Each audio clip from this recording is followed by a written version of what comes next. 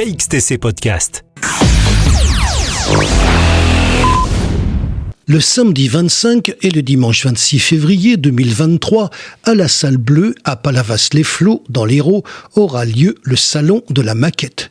Nous avons demandé à Claude Balmé-Frézol, président de l'association des maquettistes du Montpelliérain, des précisions complémentaires sur cette manifestation.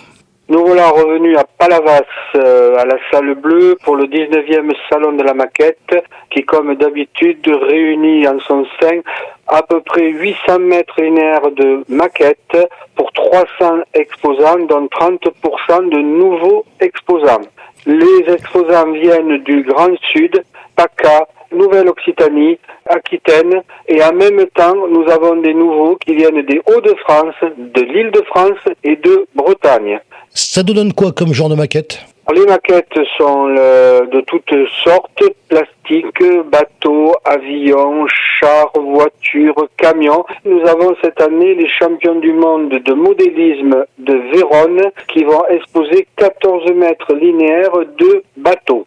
Avec ça, dans la même salle, nous aurons des trains, plus des Lego, des jeux vidéo de simulation de voies ferrées.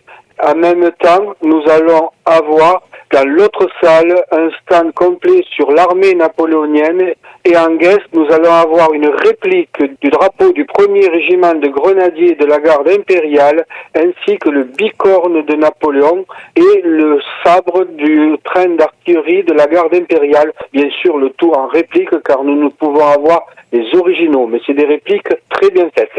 Nous avons toujours les habitués qui viennent à la salle bleue chaque année à la fin février, mais nous avons beaucoup de nouveautés et beaucoup de gens, et notamment nous avons cette année le petit-fils du général de Langlade qui a combattu avec le général Leclerc lors du débarquement de la 2e DB et qui présente des maquettes à son tour. On va parler du public qui vient vous voir. Il vient d'où ? Le public, comme chaque année, est un public varié, familial, collectionneur et surtout des gens qui cherchent la pièce rare. Ils seront servis car dans la salle, il y a beaucoup de nouveautés, il y a des stands commerciaux et en même temps des collectionneurs qui vendent parfois leur production. Ce que je voudrais mettre en avant, il y a donc tout le public, disons maquette, mais il y a aussi le grand public vient aussi vous voir. Comme public, nous avons des passionnés, des amateurs et nous avons des familles parce que nous sommes un salon où l'on présente de tout, y compris des Lego, des Playmobil et du train. Ce n'est pas limité à la maquette, donc tout le monde y trouve son plaisir. Cette année, le salon reprend son rythme de croisière.